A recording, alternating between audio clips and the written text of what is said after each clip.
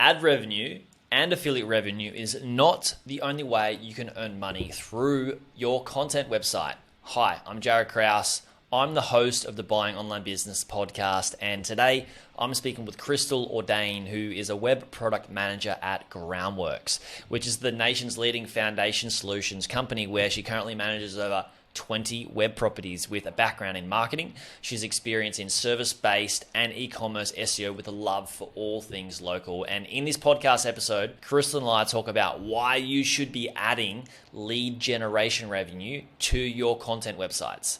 We also talk about how much you can actually earn per lead, and it's going to be dependent on the niche. We talk about what type of leads you should sell on your content site.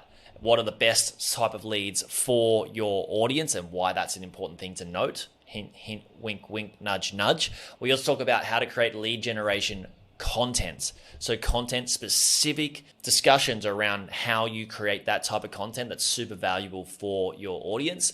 We also talk about the 5 do's and don'ts of SEO for content creation that Kristal shares, and she just fire hoses information at us, which is super valuable. I'm sure you're going to love it. We also talk about how to find the companies that you can sell the leads to, how to create lead generation forms on your content pages and website, and we also talk about why SEO is the today sport, what that actually means, and how so many people are getting caught in fads or hot topics that are non-serving to them, and what we can do to avoid those parts and actually draw some inspiration from parts of them that can be truly valuable. Now, this is such a valuable episode. You're absolutely going to love it. What's up? This is Jaryd, and I am stoked to have you here. Before we dive into the show, I want to remind you that for a limited time, you can get one-to-one voice note mentoring with me to help you buy and grow your online business. I'm opening up just a few slots of voice note coaching to give you one-to-one access to me via Coachbox. You'll tell me your goals and challenges, and we'll work through them together.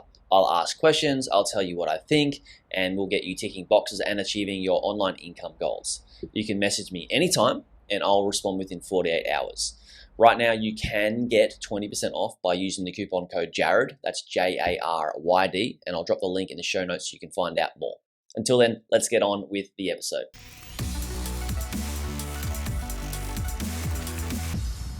Kristal, welcome to the podcast. Thanks so much for coming on.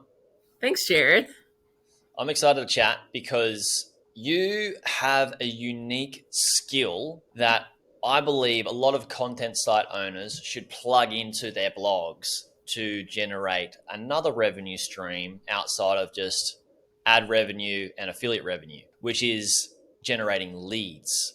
And that can be leads for service-based businesses or leads for local businesses. I don't typically do the hero's journey story, but how did you get into this type of SEO? So my background has always been in corporate SEO, starting off in e-commerce. And I worked with a furniture company that had multiple locations across the country.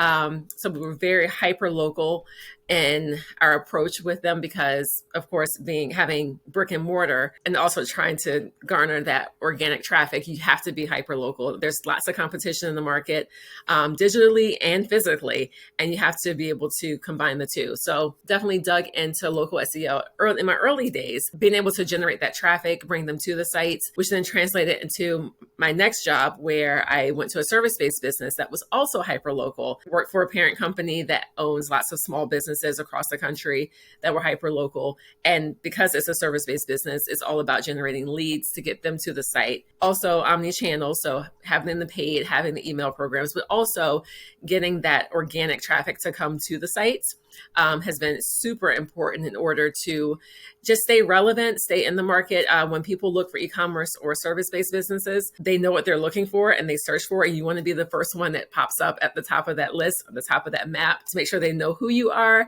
your face is there, because when people are looking for something specific, they're like, I want it now. They're not going to go searching through a ton of links to find it. So we want to make sure that we were there on the top always, plus organic sticks.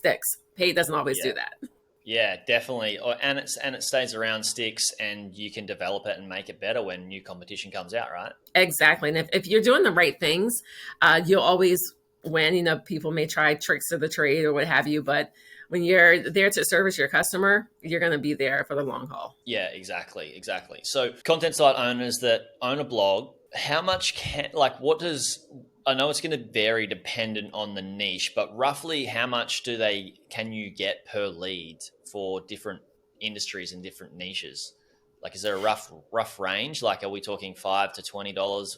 Obviously, maybe some bigger niches there might be more. What can people expect depending on the niche? So I definitely think that does depend on the niche. When you're looking at, you know, a fellow entrepreneur that's looking for leads, it may be in that smaller range, that $5 to $15 per lead. Also, depending on how much their service is worth. Because it's going to be a percentage of what they're going to charge for that service. So if it's something where they're charging, $100 for it, $5 to $10 is a good return on investment on that. If it's something where they're charging, if a lead converts to a sale is $2,000, you can easily expect 50 to 75 up to $100 per lead, because it's such a high dollar ticket item for them to actually sell that lead, especially if you're providing those qualified leads, that you're vetting them, you making sure that they are going to buy or are high probability to buy, which is, we'll talk a little bit about like how to do that with your SEO. Then they're willing to pay you more because they know that the leads that you're providing are good quality leads. Yes. So pre-qualifying the leads, so Absolutely. Damn important. I was just talking to a friend at lunch last week who is getting so many leads, but only making a couple of sales. And we're like, well, why don't you put your lead price up? And he's like, well, that'll cost me more money. I was like, well, no, you'll weed out some of the leads that you're calling and wasting your time with, and you'll make more money for less work. That's what these people that are buying the leads are after, right? So I think people that are looking to generate leads need to understand, how can I help this other business owner win who's getting the leads and make their life better, and you will get rewarded better for that.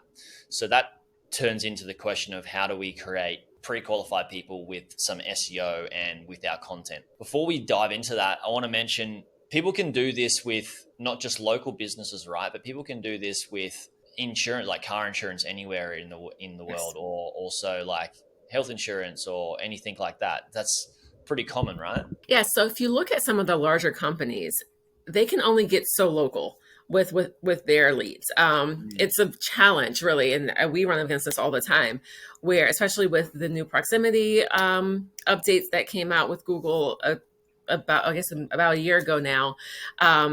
And just the competition is so stiff within a local market that national companies have a hard time breaking into that local market. You would think it's opposite when it comes to SEO. Paid, yes, big companies have tons of money to get into the paid space, but Google is preferring smaller companies, smaller websites that are niche websites over some of the larger websites at times. So the opportunity is there, especially for things like you said, like the car insurances, the health insurances, even some of your insurance agents that may have a large service area, they can't get into every location. So you may be able to help them out in some, especially if if you're in that area, you're able to speak the language and really have the feel of that area. You're able to weasel in there where some of the national and the big guys can't do that. So the lingo and the lingo that you use really buys a lot of trust as well, and could help pre-qualify leads as well. Knowing that you're in the space and knowing the market, it's so damn value for buying trust. So now that we know, content site owners know that, like, all right, I can get leads. It's not just ad revenue and affiliate revenue. I can get leads on a local level and an international level. The question becomes, how do I start doing that? What's like my first step? What's the content plan that we build out, Kristal? Please let me know. Are there's like, how do we go from this idea to having multiple pieces of content on our site that can generate leads? So what's the first step? Is it finding keywords first, or working out buyer intent first? Where do we go from here with a content plan? So you definitely want to find your niche first, because whatever site that you're working on at that time, and you can do multiple sites once you kind of get your hands wet and how to do this. You start with what am I going to focus on? Is it going to, and you want to be very specific on what you're focusing on. Lead generating sites typically aren't huge sites. They may have 5 pages at best. And those pages are very specific to what you are collecting leads on. So you want to figure out, let's stick in the insurance realm for a moment. Let's say you want to do pet insurance in California, pet insurance in Southern California. Mm-hmm. And you want to be very specific on that. And so then you're going to hone in on what are the cities in Southern California that have the highest income, the highest number of pets, what type of pets do they have? And so you want to be able to do your research of your market, because this is something that the big companies can't do down to that level. Once you have that, then we're going to start doing our keyword research and saying, okay, within this area, using your Google Trends, using the other SEO software, so you can use SEMrush, which is I recommend, Ahrefs if you already have that. Figuring out what are people searching for in that area. Are they looking for small dog insurance? Are they looking for lizard insurance? But figuring out, what is the top keywords for that area, and then you're going to look at the content you need on that site. Not a lot of content, because this is an lead generating site. People are looking for a specific thing. You want to rank for that specific thing. However, we're not going to stuff the page with keywords. We're going to talk natural language. We're going to talk to our consumer, hit the things that are important to them, low cost insurance for your dear pet friend, and you're hitting those keywords that you found, but you want to speak directly to their heart. And then the lead form is there. That should be top of mind, very clean site that shows the images you want, gather the information you want, and make it very simple. Biggest thing I can say to you is test it on mobile, because most of your audience will be on mobile as well. So you want to make sure that it's clean and easy to use on mobile. So I think those are the biggest tips I have when you're doing that. And also you can look at other sites that do great at lead generation, aka Meta. Facebook is awesome at collecting leads, but look at how they do their forms. And then you'll see that there's not a lot of information, but it does gather that trust. It has a form, and it gives you just enough information to say, yes, I want more information about this. Get that hook in there. Awesome.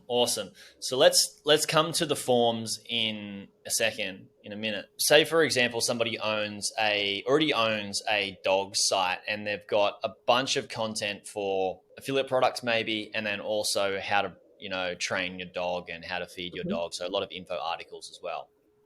And they're like, cool, Kristal, let's get some leads here.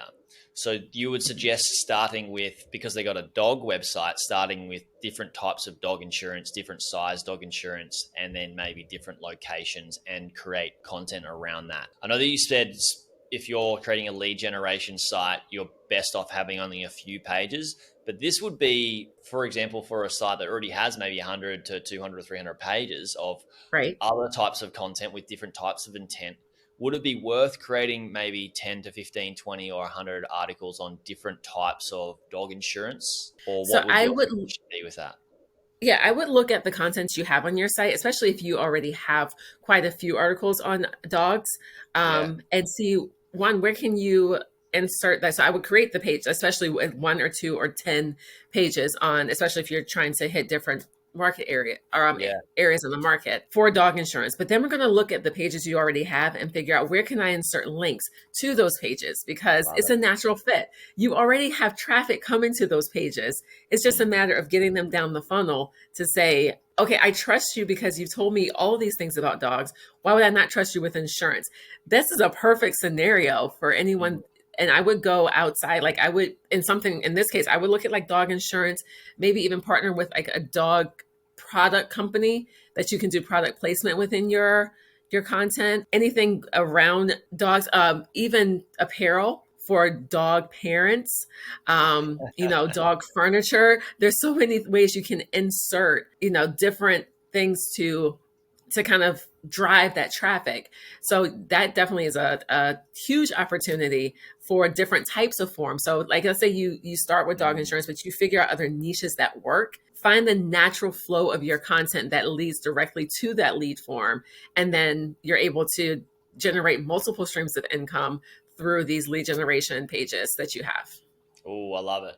The reason I love this is because you're speaking my language of somebody in business. Our goal is to provide the best possible product and service for our audience, and continue to do so in a fashion that you are ever evolving and helping them at each stage of their journey.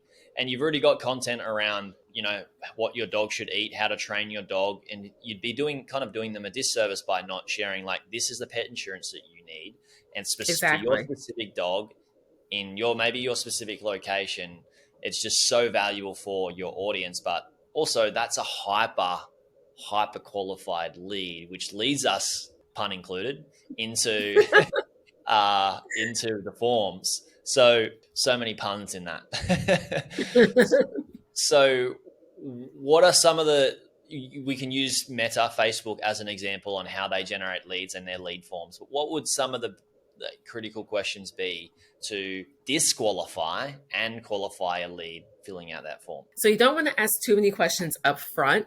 Okay. I like to have forms that kind of grab the user into the process and ask for the contact information last.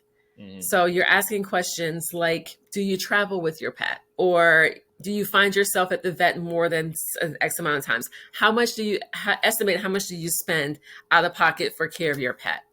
Those type. What's the age of your pet? So it's almost like a quiz that they're taking, not realizing that they're giving you all the questions to qualify themselves for your form.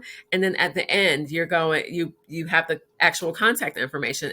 They're invested at that point. They've answered the questions they need. So they're not going to just close it and go, oh, I don't need this, especially if you're giving them questions that lead them up to the emotional decision of, I do need pet insurance because I do travel with my dog. My dog is getting older. I spend a lot of money out of pocket. If I could save money, why would I not? And you're giving them those cues of, you could save up to 20% off, or, up to $1,000 a year by having pet insurance or what have you. So definitely getting those emotional triggers, but making it very seamless and light until you get to the actual form part. And then it's like, it's natural. I need to finish this. I've gotten this far. Great. So there's two things that I'm thinking about. One, which I think we'll touch on soon, around the tech of the form. Secondly, would be which sorts of companies allow you to sell them leads, and how do you find those companies?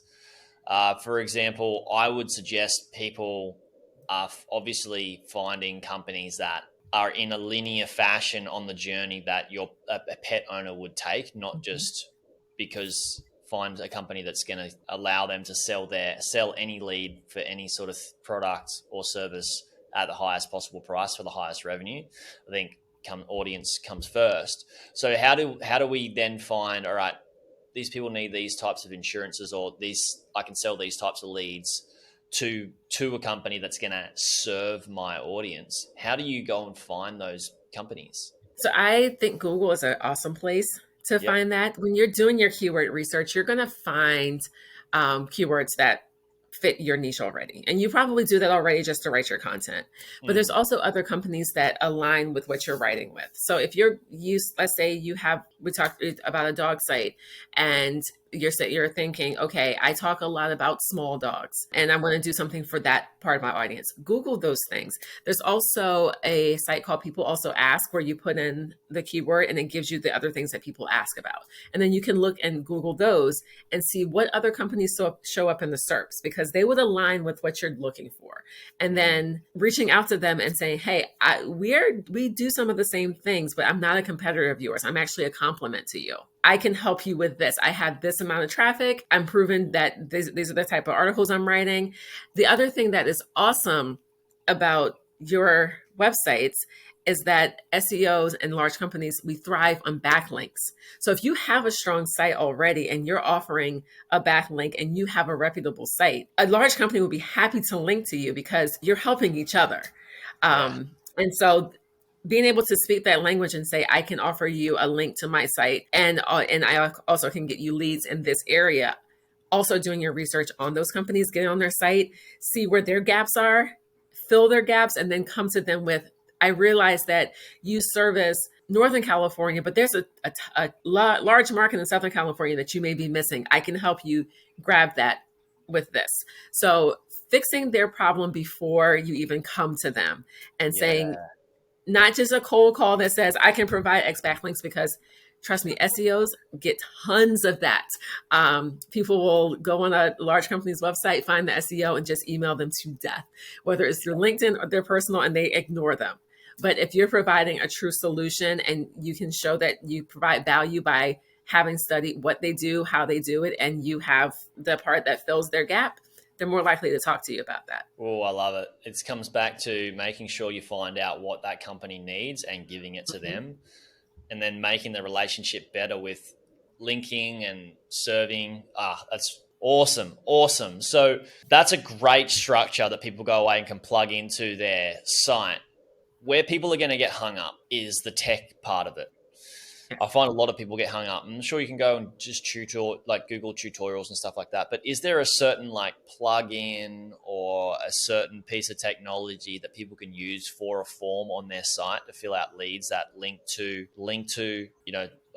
somebody that you're selling leads to? Or how do you get the lead? How do you put the lead magnet capture on your site? What technology? And then how does it get sent to the person that you're selling the leads? So we use the same type of thing in my 9 to 5, a service called Contact Form 7, which is just a plugin on the back end of your WordPress site. Super easy to use. It also captures the leads information and the back end of WordPress. You're able to export that out. So if you make the contract with the whatever company that you're working with, that I will send you the leads every 24 hours, every 48 hours, every 72, every week, however you make that contract, then you just export the leads that have come in from the last time you sent the leads to the end, export those out, package them up, send them over, and then they can sort them out or parse them out as needed. Sometimes companies do want that instantaneous lead flow. That may require more of a developer to have an API that sends them directly into it, because there are API keys that you can use that when you get the lead, you can connect it to the Contact Form 7. As soon as it comes in, the API shoots it over to them. And you just have to keep track of how many are going over so that you can charge them appropriately. But that's if they want to get that technical. But starting off, it could just be a simple download and ship to that person on that company. Yeah. Yeah. And depending on how big the company is, if it's just a partnership that you've just formed an alliance with, maybe you could put their email, send that, in the capture form in, Contact Form 7, you could put their email in instead of yours and have it sent to them and you at the same time. At least they get exactly. So that you're capturing. Yeah. You're capturing how many, and they're getting the actual lead right away. Yeah. Cool. Where else would people get hung up on this journey of creating content, SEO, and capturing leads and selling them? I think a lot of people will get stuck in the hype of it all, because it's easy when you start to research SEO to see all of the kind of gray hat tricks of the trade out there that people say, oh, you can do this quickly or you can do this fast. I know one of them we talked about was like AI and getting scared of the different things. It's really about serving your customer, keeping it simple and basic, not having to fall into, oh, I have to do this thing and swing off the chandelier and put in extra code and everything to make sure that I'm number one. Google is really, and Bing as well, they're really rewarding sites that just speak to their customer. The old days of SEO are gone, where you could put in mass words and you get rewarded for that because you have this word on your site 100 times. And it's starting to switch to personalized results. So what I search on Google, they're tracking throughout. And they know that Kristal's habits are this. So if Kristal searches dog, this is what she's looking for, because she searched, I have her history and everything else. I know where she visits, where she goes. It's all about intent, about what I'm thinking about. They're trying to replicate my brain when they show me the search, because I'm their customer. And the closer they get to my brain, the happier I am. So if you're writing content that really just hones in on what you really do, when customers are looking for you, they're going to find you. And those customers are the ones that are going to be highly qualified, because you're hitting directly to their need, their pain points. So just really keep it natural. Don't try to do any of the tricks. Really just serve your customer that you're trying to serve on that page. That page should really be about that thing. Don't try to serve all the masters on one page, because then you're all over the place and you won't get that pain point as well. Because I might have one thing, Jaryd has another. We probably shouldn't get the same page if we're looking for two different things, but we can still be both on your site and still be happy.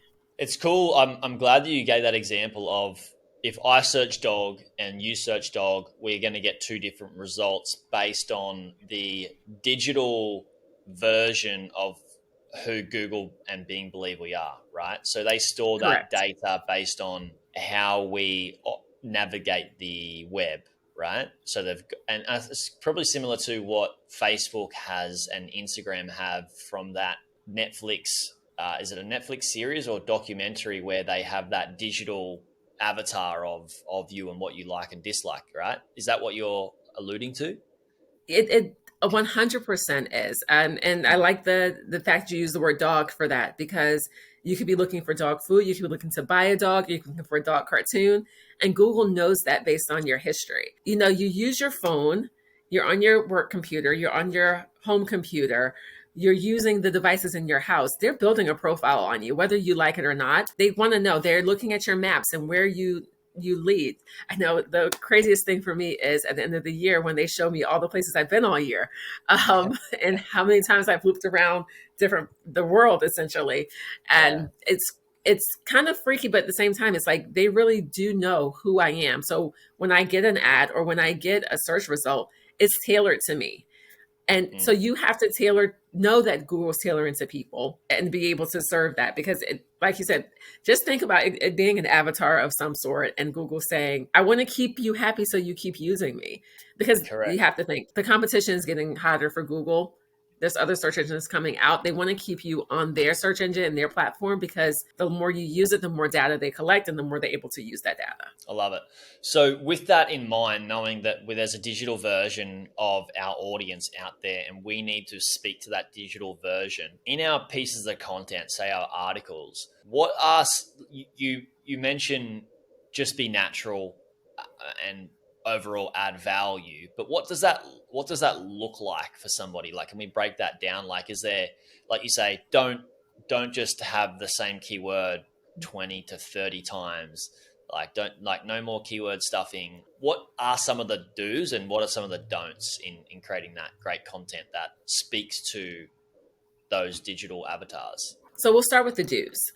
You do want to answer the question. So if your keyword is about something, imagine someone's asking, what is, or why should I, or how do I, in that question. When you answer the question, make your headings the big answers to that question. So Mm, 4 or 5 huge bullet points. And this can also be the outline if you're writing your article. And then within those bullet points, you want to have subpoints that really break down what those are. So at the top, you could do like a quick overview of what you're going to talk about, especially if it's going to be long form content, and then break that down further in your content. Use charts, graphs, whatever it is that will help you, pictures, images, help your user understand that better. But make sure that you're putting your meta title, your meta descriptions on the back of those pictures so that Google can read them and know that it all is related. Use links inside of your content to external sources as well as internal sources, especially if you've written about something before that can then link your site. Imagine one big web where it's yep. like this word means this, or it is better explained here. That helps to get your equity up, your link equity up on your site. And then make sure that you're putting in those breaks, especially if you have CTAs that will lead to a form or something that is a sales type funnel. Make sure you have that in the appropriate places on your site. That will help your user to understand what your page is about, as well as the bots, get more information about those, and then see what else on your site is about that, because Google's looking at this page, but also, is your site relevant for this one topic more than just this one page? Because the more relevant you are through the entire site, the more you have that expertise, that authority, and that trustworthiness, which is big in SEO. So you want to be trustworthy on that as well. Show why you're the expert in this field, why you're able to talk about this. The don'ts, I would say, are don't just write to write. Don't write for a bot. Write for humans, because humans are your audience. Even though you're looking at the digital version, they're your audience. They're the ones that are buying. They're the ones that have the money, the dogs that will continue to visit your site. Also, don't write about things that are off topic for your site. So if your site is all about dogs, don't just throw a horse article on there because it's popular today, because it won't do anything for you. Now, if you're talking about dogs and horses and how dogs help as therapy for horses, that's Yeah. something completely different. But stay in your realm.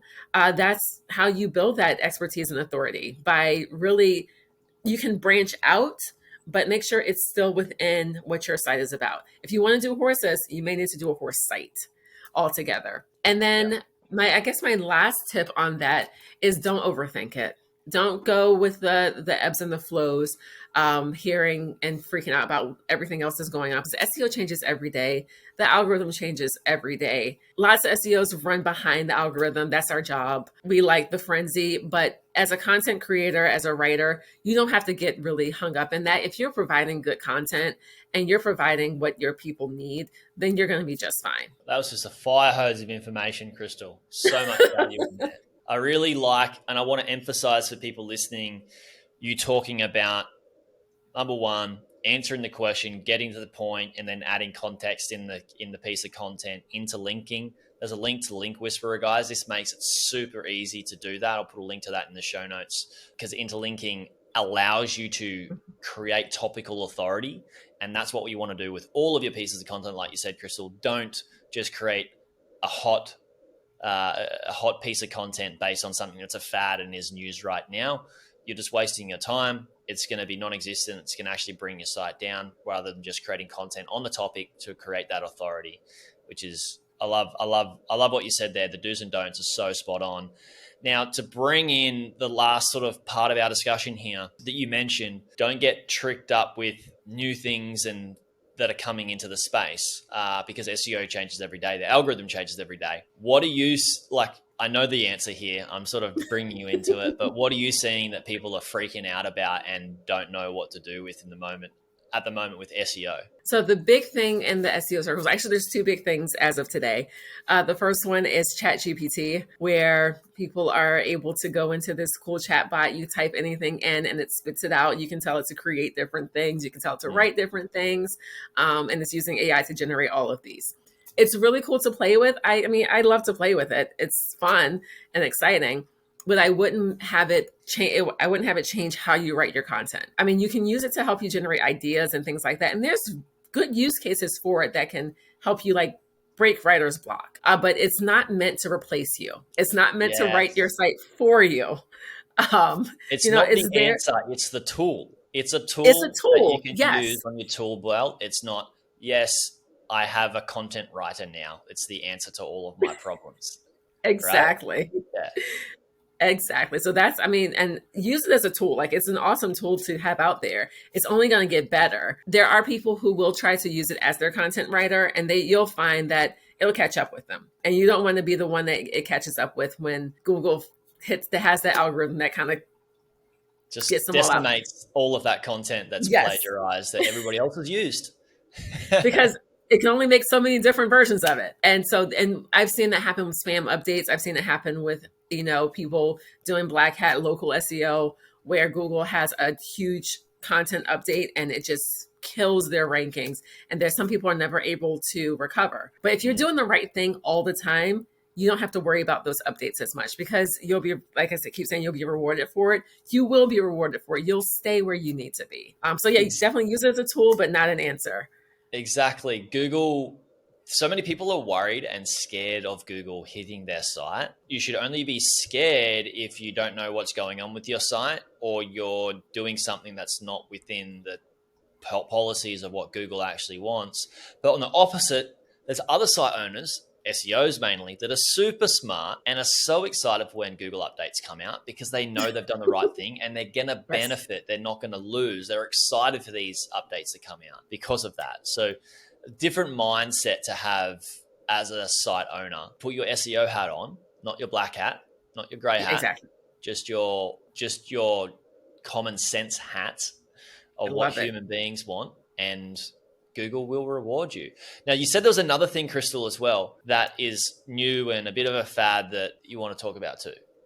So it's not more of a fad, but it's more of informational that you may hear about when you start looking at SEO today. Yandex, which is another search engine overseas, their source code was leaked. Part of it was leaked last week. And so SEOs all over the world are digging into what that looks like, because it's a peek behind the curtain of how a search engine does rank a site. And you'll see people starting to break it down. I know I've dug into a bit of it to kind of figure it out because it's exciting to know a little bit. But keeping that in mind, of the 1,900 pieces of code that were, or ranking factors that were put out there, there's I think it's like somewhere between 19 and 27,000 different ranking factors. So this is only a small snippet. And some people will take this and run with it and go, this is what I have to do today because this is what was in their source code. And it's only a small portion of it. Like I said, it's fun to learn. It's a good educational opportunity, but it's not the end all be all that's out there. So like you said, I'm so glad you mentioned that. And time of recording, the source code got leaked probably by the time you're hearing this, it got leaked a little bit longer than a week ago. But what you said before, SEO changes every day, and that means the source code has to change regularly, which means that source code is going to be old news because they've already been months and years maybe working on new source code for more up to date current algorithms. Yeah. And as soon as it was leaked, I'm sure they pulled out their best and newest and said, sunset that, put this in place, let's go. And we will have no idea what that new one is. But I mean, like I said, it's fun. It's exciting to kind of see behind the curtain, but it's not the this is what we have to do because we saw this. Yeah, I love it. Kristal, you have just dropped so much value in this. I'm so grateful. Everybody else listening, I know, is very grateful. People are going to be asking for your help now. Where can we send them? So the best place to find me is on Twitter. My Twitter handle is SEO Kristal. That's Kristal. And yeah, that's probably where I drop all of my information that I get as well as on Twitter. So I love it there. It's a good space for me right now. Cool. Check her out on Twitter, guys. There'll be a link in the show notes. Everybody that is listening, thank you for listening, and I'll see you on the next pod. Thanks again, Kristal. Jaryd. Hey YouTube watcher, if you thought that video was good, you should check out this video here on the 2 best types of websites beginners should buy. Or check out my playlist on how I made my first 100K from buying websites and how to do due diligence. Check it out. It's an awesome playlist. You'll enjoy it.